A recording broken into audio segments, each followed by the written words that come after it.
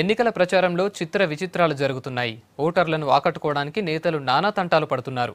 దండాలు పెట్టడం దగ్గర నుంచి చంటి పిల్లాడికి అన్నం తినిపించేదాకా ఎన్నో విచిత్రాలు చేస్తున్నారు.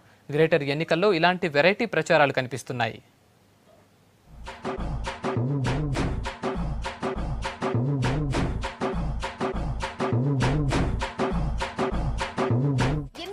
విక్టరీ కొట్టాలంటే పాదయాత్రలు, రోడ్ షోలు, బహిరంగ సభలు, మాటల యుద్ధం ఇవన్నీ కామన్. కాస్త వెరైటీ ఉంటే తప్ప జనాన్ని ఆకట్టుకోలేరు. అందుకే జనరల్ ఎలక్షన్స్ కి తీసిపోని విధంగా కార్పొరేట్ అభ్యర్థులు కష్టపడుతున్నారు. ఇదిగో ఇలా.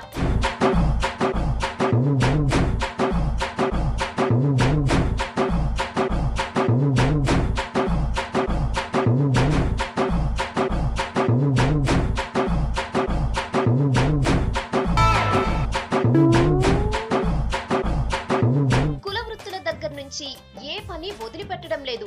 రోడ్ సైడ్ ఫుట్పాత్ బిజినెస్ చేసుకునే చిరు వ్యాపారులను కూడా ఇదిగో ఇలా కాకపట్టేస్తున్నారు. బజ్జీలు, పూరీలు ఏదంటే అదే. గరిట పట్టుకునే అలవాటు లేకపోయినా తప్పదుగా మరి.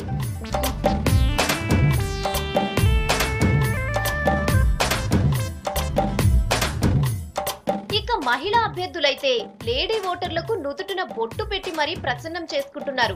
ఏ పార్టీ నుంచి బరిలో ఉంటే ఆ పార్టీ జెండా కలర్ చీరలు కట్టుకుని ఆకట్టుకుంటున్నారు మహిళా అభ్యర్థులు.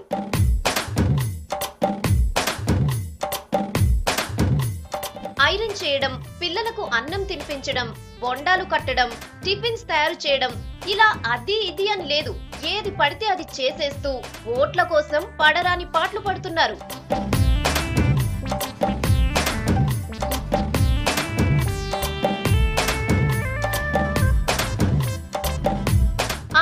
పార్కులు, ప్లే గ్రౌండ్స్ ను కూడా వదలడం లేదు.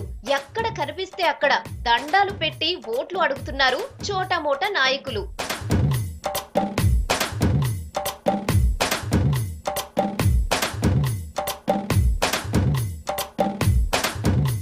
కొత్తొక వింత, పాతొక రోత అంటూ గెలుపు కోసం శతవిధాలా ప్రయత్నిస్తున్నారు అభ్యర్థులు.